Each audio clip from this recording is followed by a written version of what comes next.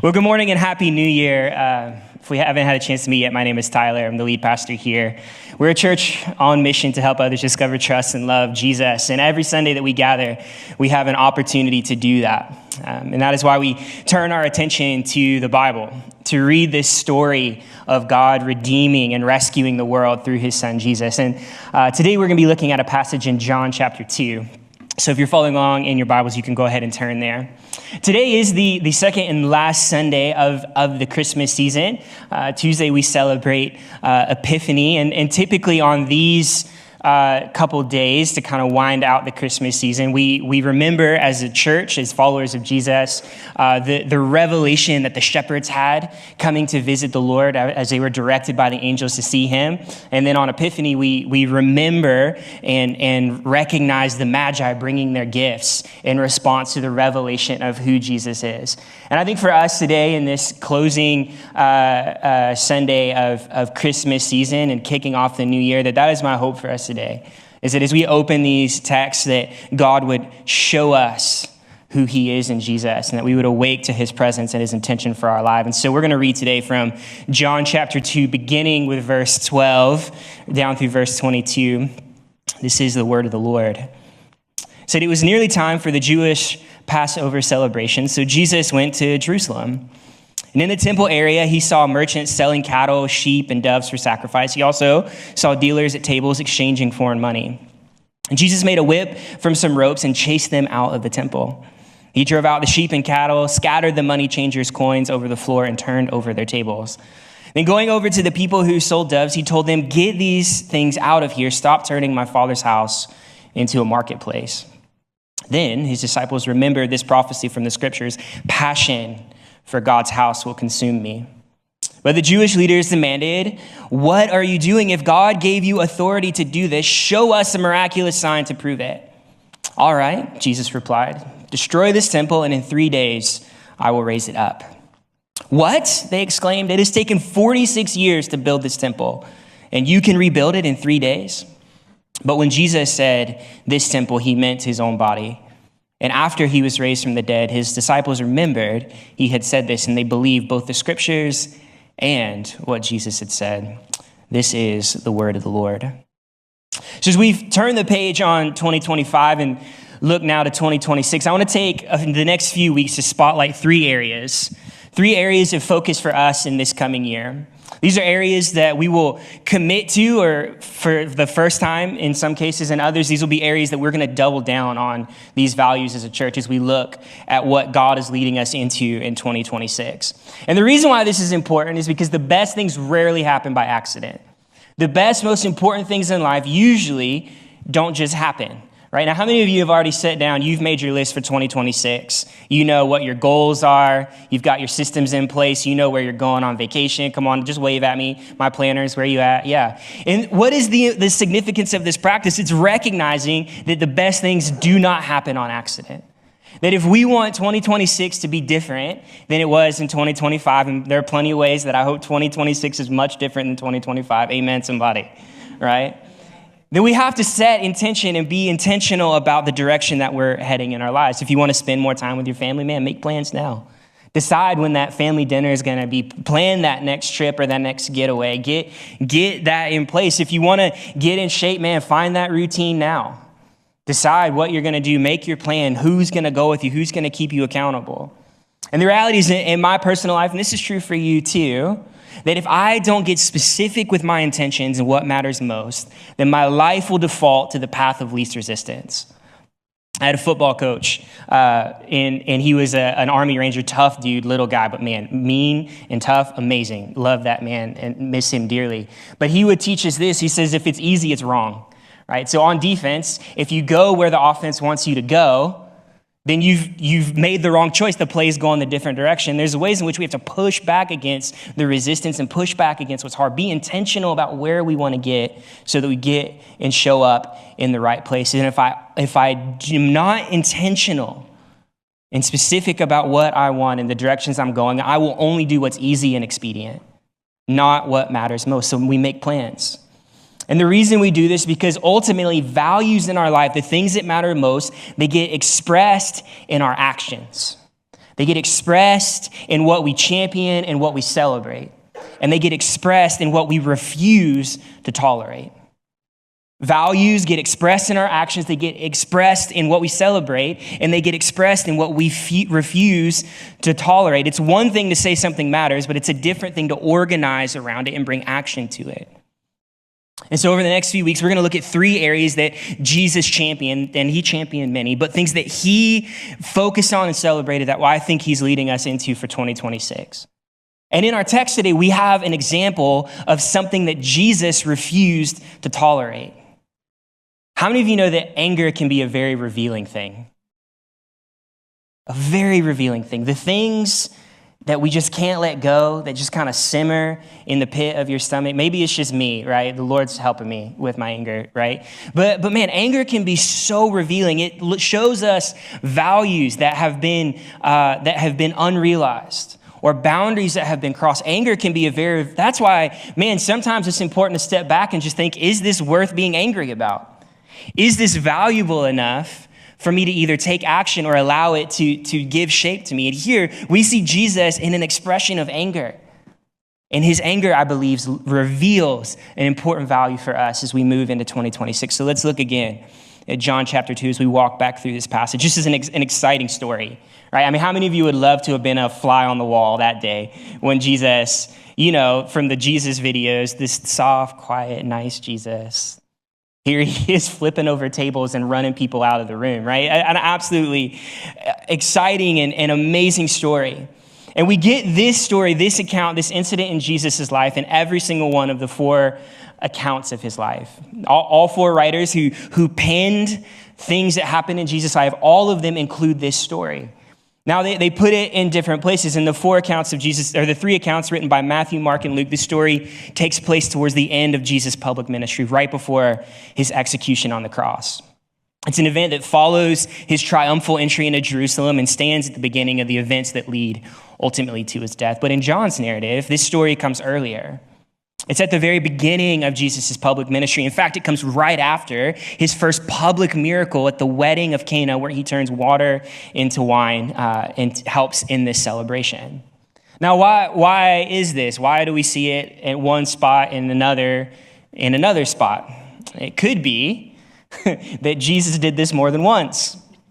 Now, while it's unlikely, it's not impossible that he did that. I can imagine, though, after he does this, every time he walks through the door, everyone's grabbing their tables, making sure everything's bolted down and secure, hiding the ropes and things like that, and making sure that this doesn't happen again. But it's possible still. But I think even more importantly, John places this story at the beginning of his account of Jesus' life because he wants to make a point. He wants to make a point about something that was valuable for Jesus. He wants to set the tone for what follows in this telling of Jesus' life story and of his ministry. And so this is what happens in John's account. He gives us a little more detail than the others. He says that Jesus goes to the temple to celebrate Passover. So it's an annual festival that required traveling to the temple to make sacrifice and to participate in the celebrations there. And we're told that as he returns to the temple, he fashions a whip and begins to drive out those who are set up in the temple area, in the courts there, selling animals for sacrifice. He scatters the money and he flips over tables. And his accusation against them is that this temple has become a marketplace. That those buying and selling had crowded the courts and are distracting and corrupting the purpose of this holy place. In other accounts of this, in Matthew, Mark, and Luke, we're told that he calls it a den of thieves when it ought to be a house of prayer. So he's showing us in these other accounts that, man, the challenge here is not necessarily all the activity, but, man, that there's a level of corruption and distraction that is taking place in his house, and he will not tolerate it. And his accusation for this temple that it has become a den of thieves is a hyperlink. It's a reference to a prophecy by the prophet Jeremiah hundreds of years before. Jeremiah says this is an indictment against the people of Israel in Jeremiah 7. He says, don't be fooled into thinking you will never suffer because this temple is here. It's a lie. Do you really think you can steal, murder, commit adultery, lie, and burn incense to Baal and all these other new gods of yours, and then come here, stand before me and my temple, and chant, "We are safe"? only to go right back to all those evils again. Don't you yourselves admit that this temple, which bears my name, says the Lord, has become a den of thieves? Surely I see all the evil going on there, and I, the Lord, have spoken. And in Jeremiah's time, this temple, which was supposed to stand for God's presence and God's favor and God's mercy, had become an empty symbol of religion. It had become a comfort to people who lived however they wanted, embraced sin, and lived like the rest of the world. It had become comfort to them to be able to come in there and say, oh, God is still with us, despite the ways that they in no way were coming to offer genuine and true sacrifice and worship to God. For them, it had become a talisman, a rabbit's foot, something that they could use to control to say, we are okay. It was nothing more to them than a good luck charm, because of the ways that they had oriented their life. The author, Carmen Joy Imes, puts it this way, that we often talk about the sin of taking the Lord's name in vain. And growing up, I imagined and was taught that to take the Lord's name in vain was to, in a moment of frustration, say something like, oh my God, right? To call out to him without genuinely meaning to reference him or to call on his intervention. But and that's true, and we should be careful about all those things. But the more specific way that we take the Lord's name in vain is when we claim him, but our life looks nothing like him. It's when we say we are the Lord's people, but we do not follow after the Lord's way. And this is what the prophet Jeremiah is calling out. He says, you come into this place imagining that you are God's people when he in no way has changed your life. He said it's empty and it's a false hope. And so in Jeremiah's time, this temple had become an empty symbol of hope and comfort. And Jeremiah would tell that there was coming a day when that would be taken away. In Jesus' time, this temple had become a commodity, one in a space that could be controlled and used for gain. And these practices that were happening in the temple when Jesus walks in and gets furious about what's happening is that it had drifted from God's vision for his house. Notice Jeremiah says, this is the house that bears God's name. It is his house, and he determines what happens here. And in other accounts of this story, Jesus combines also a word from Isaiah that gives us a vision for what God has in mind. In Isaiah 56, the prophet is describing what life will look like after judgment. After all the challenges and things that God's people have endured, the prophet tells him that there's coming a day of hope when you will be restored, where God's mercy will reign. And he says it will look like this in part. In Isaiah 56, he says, this is the God speaking through the prophet. I will also bless the foreigners who commit themselves to the Lord, who serve him and love his name, who worship him and do not desecrate the Sabbath day of rest, and who hold fast to my covenant. I will bring them to my holy mountain of Jerusalem, and I will fill them with joy in my house of prayer. I will accept their burnt offerings and sacrifices because, notice, my temple will be called a house of prayer for all nations. For the sovereign Lord who brings back the outcasts of Israel says, I will bring others too, besides my people Israel. And this is the vision that God has for his house. That it would not be a symbol of safety and comfort only for his people, but that it would be a gathering place for the nations to know him, to experience him, and to embrace his love and his mercy that transform our lives. And it is this vision, a house of prayer for all nations, that animates Jesus in this incident. That frustrates him to see that in God's intention, all people are to be welcomed into his presence and live within right relationship with him. But there are practices and things that have caused distraction to drift from this vision that God has. And he gets mad and he reacts and he clears this temple as a sign and a prophetic act of judgment. And when the disciples see this, they remember a verse that comes from Psalm 69. It says, passion or zeal for God's house will consume me. And they see in Jesus someone who values so much God's vision for his house that he's willing to act and cause threat to himself. Man, this is one of the things that prepare the religious leaders to execute him, is that he has the audacity to come in here and move all of these things around. And they see that, man, there is a value that he has that is worth action, that is worth getting in trouble. Now, the temple and the tabernacle before it represented for the people of God the place where heaven met earth. In a world filled with sin, absent from paradise where our connection to God was uninhibited, the temple and the tabernacle was that place where we got to taste that just a little bit again. It was the place where God dwelled and where God intended to commune with his people. It was a sign and a symbol of God's presence and God's favor for those that he loved. It was a means by which people stayed in right relationship with God.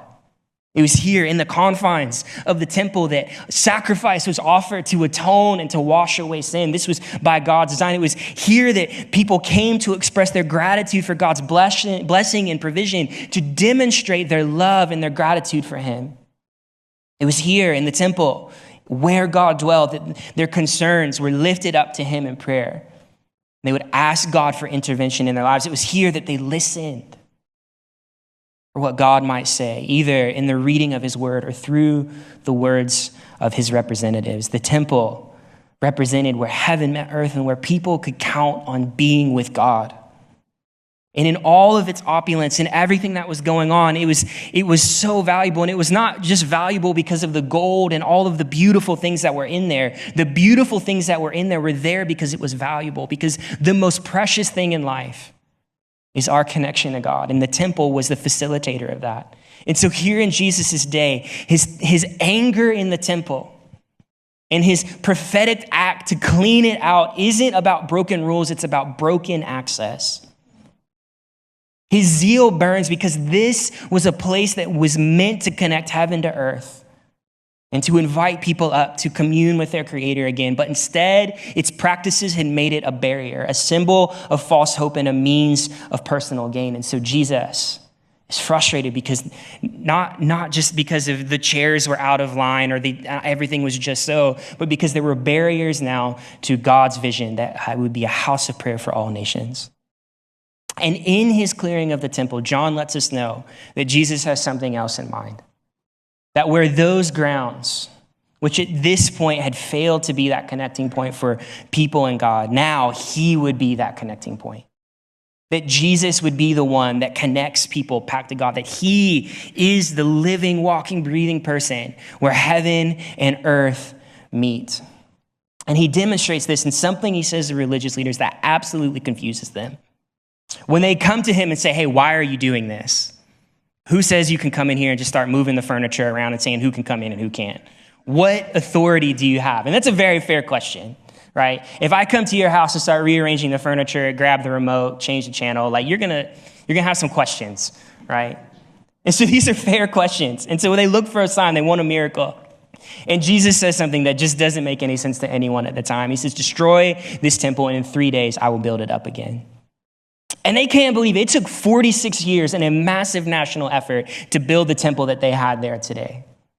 Now, for those who were reading John's account, who were hearing it for the first time as it was read to them, here's what was true. The temple was already gone. It was destroyed in 70 AD. The Romans sacked the city and destroyed the temple to put down rebellion in the area. It was gone. And so those hearing John's telling of this story knew that the temple was gone and it didn't come back in 3 days. And as the disciples were reflecting on this after the resurrection, it is the resurrection of Jesus brings such clarity to his teachings and to his intentions. If you read through the scripture, the disciples have such a hard time keeping up with Jesus and what he's saying, right? They're often confused. The gospel writers are not always very kind to the disciples. They're not trying to make them out to be some intellectual geniuses or stalwarts. They're often a few steps behind Jesus, if not even more.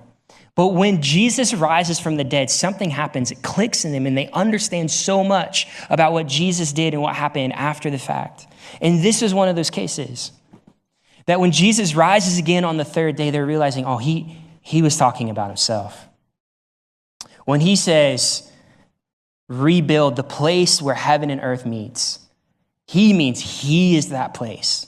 He is that connection point. He is the one that provides access to us from God, meaning that when we have sinned, when we need to talk to God, when we want to express our gratitude, we do not have to travel to a particular place. We have to access and speak to a person, and that's Jesus. And this is the value that this story reveals, is that Jesus' passion is for people to have access to God. Jesus' passion was not about the decor of the temple, but it was about people having access to God.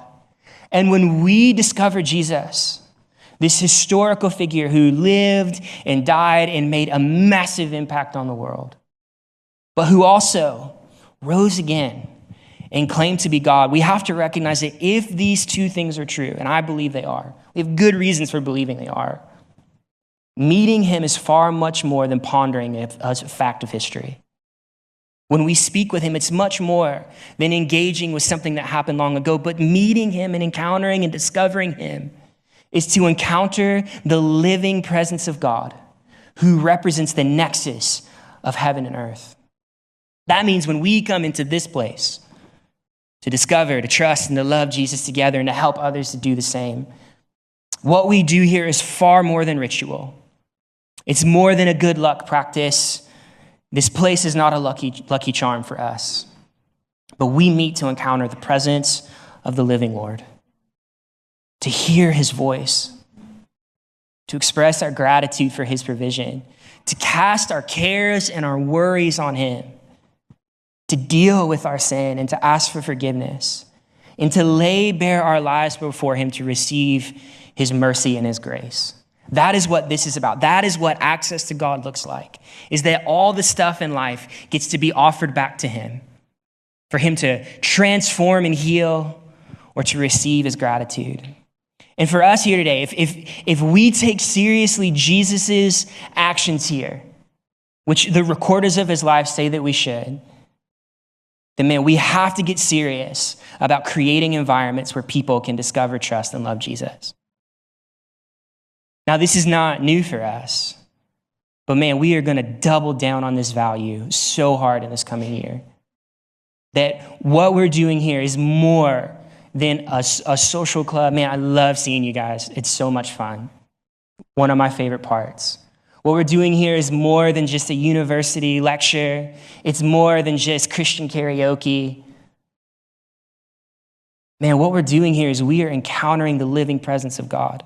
And it is our responsibility as a church community, like Jesus, to take serious, to make sure that people have access to him. Now for us, as we think about how we as a church community respond to this, I don't think like in this situation that our major concern at missing this is corruption.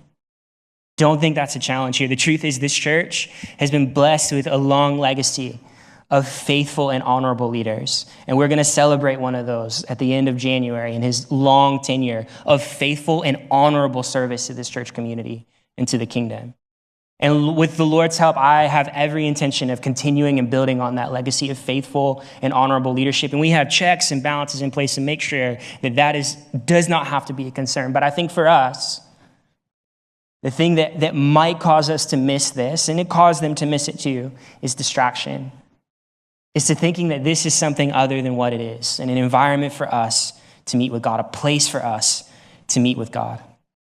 And this is our invitation, and this is the reminder that when we come here, we come to meet with God, and we meet with Jesus reliably when we open up the scriptures and read about how through him, God is saving the world. We meet with Jesus in and through his people, fellow followers of Jesus who are filled with his Spirit, who can provide for us comfort and encouragement and challenge when we need it. We meet him and his people, but man, sometimes we meet him through direct encounters of prayer and worship. And while the earth is full of the glory of God, and you can encounter him anywhere, there are particular times and places where God seems to be especially present, where God seems to show up predictably and show up in power. And that has less to do with an inherent sacred value of a place or a time or a practice, and more to do with the intention that we bring to it and the grace and mercy of God, who desires much more than we do to meet with us. So here's what I'm going to ask you to do as we close our time here together and recommit to this. I'm going to ask you to do 3 things. And you can write these down and maybe just circle one for yourself. All right? We have to take one step, maybe not all. And the very first thing I'm asking you to do is to show up. There's nothing sacred about this place. Nothing sacred about this place except that we have dedicated it for the use of meeting with God. What is sacred is the intention that we bring to it. That is what makes it holy. That is what makes it special. And so if you want to meet with God, man, show up where he promises to be, where his word is proclaimed and where his people gather. Show up and meet him predictably in his word, with his people, and in prayer. I'm asking you, when you come with expectation. Come with the weight that, man, God is here. Not because of anything I've done, but because he desires to meet with us and have made this space available for us to encounter him. Now, for those of you who are here, maybe you're in a season, the Bible calls it like a wilderness season. Historically, Christians have described this as a dark night of the soul where, for whatever reason, access and nearness to God feels so distant and so hard to find. Right? So the Bible uses the imagery of wilderness to describe this because of how scarce resources are, right? When you're really thirsty, man, you know how you feel when you can't get water. And maybe some of you here today, in fact, I'm sure somebody here today is walking through a season where you're not sure that you know God. It's been a long time, maybe since you felt or experienced him. And this is my challenge and my encouragement to you, is to keep showing up. If you want to meet and hear from God, show up where he promises to be. And so show up, come with expectation, come ready to worship, come ready not just to meet each other here, but to meet with God. Second thing I'm going to ask us all to do is to take responsibility. And man, you guys are so good at this, right? Amazed at the percentage of people in this congregation that give regularly to serving on a Sunday, to serving in a midweek, to serving at neighborhood tables or God's grace. Very active, and you guys have already done this, but what I'm saying, let's double down on that commitment to take responsibility for this house. If you're not serving, I would love for you to get connected, but I mean more than that. I mean, when you come into this place, here's what we believe. God also shows up and speaks through his people, meaning that on any given Sunday, even if you're not greeting at the door or standing on this platform, God can still use you. And he might drop a word in your heart, maybe just a nudge. And maybe it looks like, hey, I just feel like I need to say this to you. You don't have to speak with the authority of the divine. But man, when you look and see other people and let them know that in this house, they are known and they are loved, that is as if Jesus himself is doing it. And so even if you're not on the schedule, would love to get you on the schedule if that's what you want. But even if you're not on the schedule, take responsibility. Show up. Talk to someone you didn't ride with. Ask them about their week. In the lobby, if they're talking about a hard time, pause right there to pray. What a better place to lift up our needs to God than right here, right? When we interact with each other, man, we have the opportunity of welcoming people into his house. So let's all take responsibility for this place being an environment where people can encounter Jesus. And the last thing is this: show up, take responsibility, and thirdly, make space for others. And what I mean by this is, man, God doesn't only come here. As we said with the psalmist, the earth is full of the glory of God. And we read through the accounts of Old and New Testament, God shows up in some very surprising places, in some absolutely amazing ways to people that were 100% not expecting it, and in some cases probably would prefer it didn't happen. And so here's what I'm asking you to take on this perspective that, man, God doesn't just have to meet and encounter people here, but he can do it at your workplace, in your neighborhood, in your school, in chance encounters that you have out in public. We need to make space for others. And I've seen this happen with people in our church. I've taken the last couple months to go on visitations with Pastor Byron, and he does this, sitting at a senior care facility or sitting in a living room or at a kitchen table where there's just a couple of us there, and the conversation maybe is a little casual at times. But the presence of Jesus shows up. Why? Because Pastor Byron has made space that wasn't here on the church grounds for people to encounter the Lord. And if you've been part of these visits, you know he just bursts into song, and I love it. I can't do that, so I'll play on my phone like some song for us. But it's about being intentional in the space that you're at. Randy does this at neighborhood tables. We have about 3 minutes or 4 minutes when we talk to people. He's sliding down in his seat right now. We have about 3 or 4 minutes that we talk to people. And in those 3 or 4 minutes, Randy makes space for people to encounter the love of Jesus. And sometimes the conversations are very casual and very kind of surface level, small talky. Sometimes they get a little bizarre, the conversations that we have. But there are moments almost every week where someone says, man, could you pray for me about this? And in that moment, standing in a parking lot, he makes space for people. And what I'm saying is you don't have to work at a church to do this. That if you bear the name of Jesus, you can do this anywhere. And I'm not saying this has to look like street evangelism. If the Lord's calling you to that, do that. But what it does require is that in any space that we're at, we're attentive to the fact that God might be right here, right now. And we're just sensitive to the little clues that he gives us. Peter describes the church this way. He describes you this way.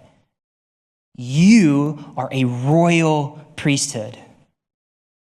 That means that it's not just me and Ashley and Byron that's responsible for showing and leading people into the presence of God.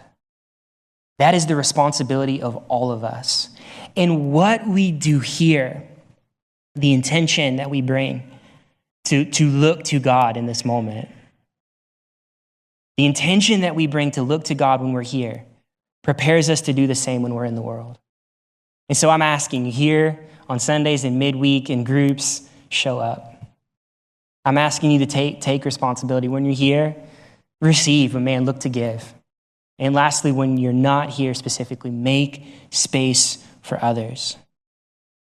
Emily P. Freeman, she's an author and spiritual director. She says this in her book, The Next Right Thing. She says, what I'm discovering with great delight and wonder is that being a Christian means that I'm aware of an invitation to pay attention to my life and to how and where God is moving among us. And so for us as a people, man, we are going to get really serious. We have been. But collectively, man, our highest value is to create environments where people can meet Jesus. So he changes their lives, not us. So we want to make place for them. And this is exactly what Jesus does for us in communion. So when we receive this meal that he's offered us, these representations of his body and his blood, what we recognize is that, man, Jesus has made a place for us at the table of God. There is no more personal invitation, I think, than to share a meal with someone at their home. No more personal than to invite them into your kitchen and to feed them, to feed their body and to nourish their souls with your company. And this is what Jesus uses to represent his sacrifice for us, to remind us that he is the nexus of heaven and earth. And we can encounter him wherever we may set our feet because he comes to us as simply as the crackers and juice that we take here in just a moment.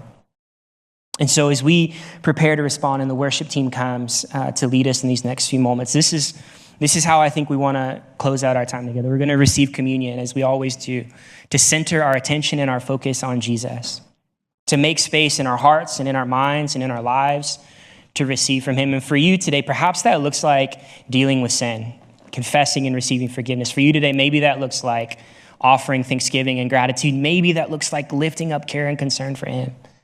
But when we come to this table and we receive from the Lord, it's recognition that he has made space for us in his family. And so I'm going to invite you to just use these moments, and they're going to sing and play for us to meet with Jesus. And so in just a moment, I'm going to invite you to stand. I'm going to read from a psalm and then invite you forward to take crackers and juice. We have gluten-free options at each station. We'll have prayer partners available as well if you would like to pray about something specific that maybe you need to lift up to God in his presence. But then you can take the cracker, which represents Jesus' body, or the juice that represents his blood. These are sacrifices and work that he has done so that we might be counted among his children. And you can receive it at your seat. You can take it with your family or friends. You can take it here at the front. But here's what I'm going to invite you to do today when you do it. Is to just a moment, as you unpackage it, hold the cracker in one hand and the juice in the other. And just take a beat, maybe like 3 quick breaths. And just say thank you. Thank him for making a space for us, for making the world a place where we can actually encounter the living God in time and space. This is crazy. That he descends so that we might know him. Not that you have to climb the mountain, but here he is, to make space for you. So I invite you to just hold it for a moment and just say thank you and receive from the Lord. Would you stand with me as we prepare? I'm going to read a psalm and then invite you forward. Our prayer partners can come. This is what Psalm 84 says, and this is what I believe this meal that we have, this symbolic meal that we have, represents and wins for us. The psalmist says this, speaking of the temple, how lovely is your dwelling place, O Lord of heaven's armies. I long, yes, I faint with longing to enter the courts of the Lord. With my whole being, my body and my soul, I will shout joyfully for the living of God. For even the sparrow finds a home, and the swallow builds her nest and raises her young at a place near your altar. O Lord of heaven's armies, my King and my God, what joy for those who can live in your house, always singing your presence. And so, Lord, we thank you that as we receive you today in these simple elements, that we receive them as an invitation to your house, where we have all that we need, where our sin is washed away, and we can know you, Lord. As we come, would you make yourself known to your people? Would you meet us, God, in this space, Lord, that holds no sacred value except for the fact that we have come here to meet with you. Would you, God, for just a few moments, Lord, make it your dwelling place as we receive from you, Lord Jesus, and as we sing songs and worship to you. Oh God, would you come? And family of God, would you come forward or back to receive from the Lord?